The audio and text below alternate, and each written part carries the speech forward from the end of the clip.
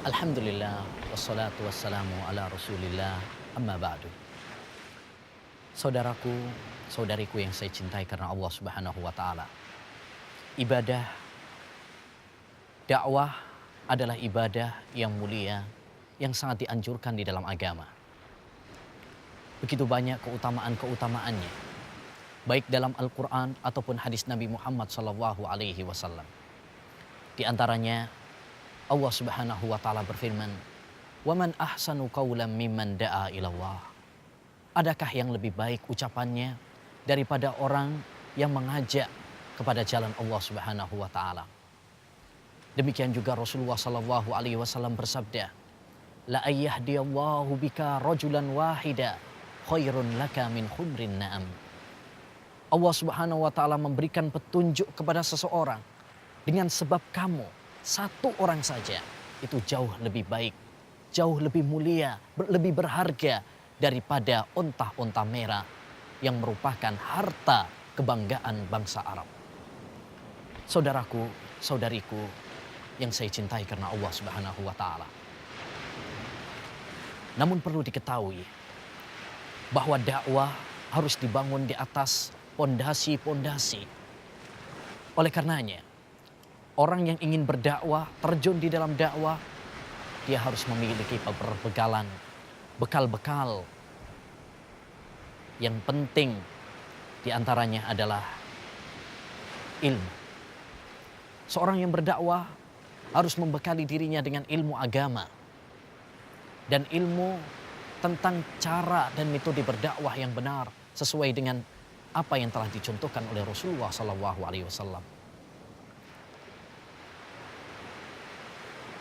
Allah subhanahu wa ta'ala berfirman, "Kul hadhihi sabili ad'u ila Allah ala basirah." Katakanlah, ini adalah jalanku. Saya berdakwah kepada Allah subhanahu wa ta'ala di atas basirah, di atas ilmu. Imam Al-Bukhari pernah mengatakan, "Bab al-ilmu qabla al-qawli wal amal." Bab ilmu itu sebelum kita bertutur kata dan sebelum kita berbuat. Maka suatu kesalahan jika kita tidak memiliki kapasitas ilmu tentang agama, lalu kita terjun di dalam dakwah. Karena hal itu akan menambah kerusakan. Faqidu syai'i la yu'ti. Karena sesungguhnya orang yang tidak memiliki sesuatu tidak mungkin bisa memberi. Kalau kita tidak memiliki harta, tidak mungkin kita bisa memberi. Demikian juga jika kita tidak memiliki ilmu, maka kita tidak akan bisa memberikan kepada orang lain. Yang kedua, bekal di dalam dakwah adalah amal. Kita mengamalkan apa yang telah kita dakwahkan. Jangan sampai kita mengatakan sesuatu, mengajak orang, tetapi kita sendiri menerjangnya. Jadilah suri tauladan yang baik. Jadilah juru dakwah yang baik sebagai suri tauladan dan figur. Allah subhanahu wa ta'ala berfirman, "Ya ayyuhalladzina amanu lima taquluna ma la taf'alun." Wahai orang-orang yang beriman, kenapa kalian mengatakan apa yang tidak kalian lakukan? Dan Rasulullah SAW bersabda dalam hadisnya, "Masalul alimil ladzi yu'allimun nas al khair wa yansa nafsah, kamasalil misbah yuniru ghairahu wa yuharriku nafsah." Perumpamaan seorang alim yang mengajarkan kepada manusia kebaikan tetapi lupa terhadap dirinya seperti lampu. Dia menyinari yang lain tetapi membakar dirinya sendiri. Yang ketiga, di antara bekal dakwah adalah memulai yang penting, prioritaskan yang paling penting di dalam dakwah. Dan yang paling penting di dalam dakwah adalah mengajak manusia kepada ibadah hanya kepada Allah Subhanahu wa taala. Mengajak manusia kepada tauhid dan melarang mereka dari dosa syirik.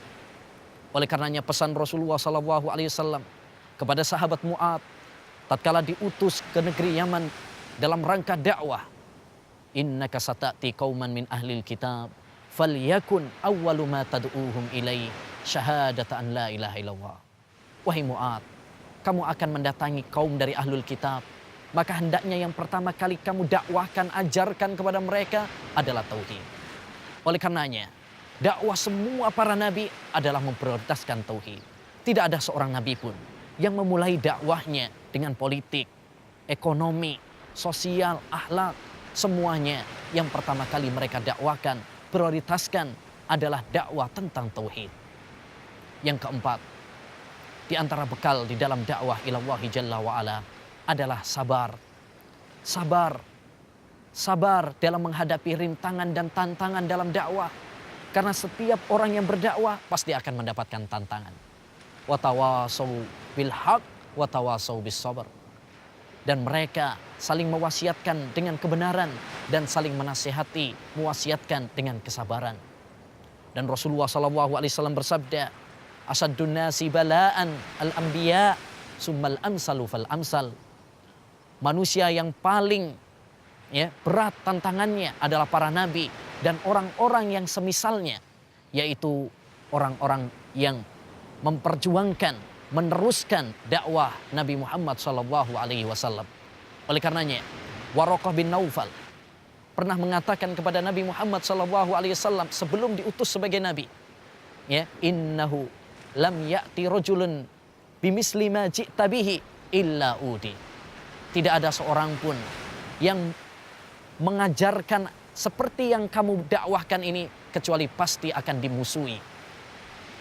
Yang terakhir, di antara bekal dakwah adalah lemah lembut di dalam berdakwah.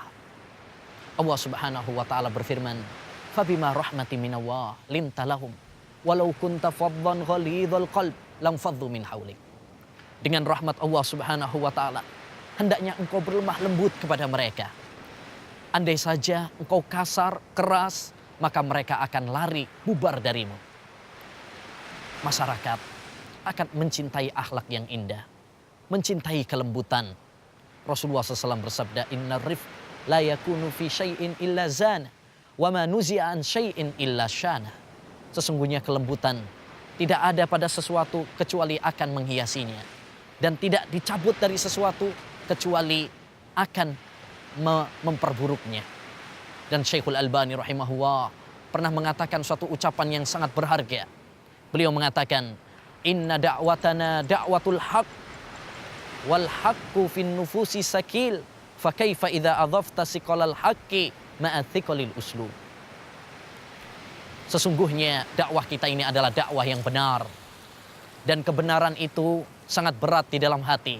Maka bagaimana jika kamu tambahkan beratnya kebenaran ini dengan kasarnya cara kamu dalam berdakwah ilallahi jalla wa'ala. Demikianlah beberapa bekal di dalam berdakwah ilallahi jalla wa'ala. Semoga Allah Subhanahu wa taala menjadikan kita semuanya kunci-kunci pintu kebaikan dan penutup pintu-pintu kejelekan. Wassallallahu wasallam ala nabiyina Muhammad wa ala alihi wa sahbihi ajmain.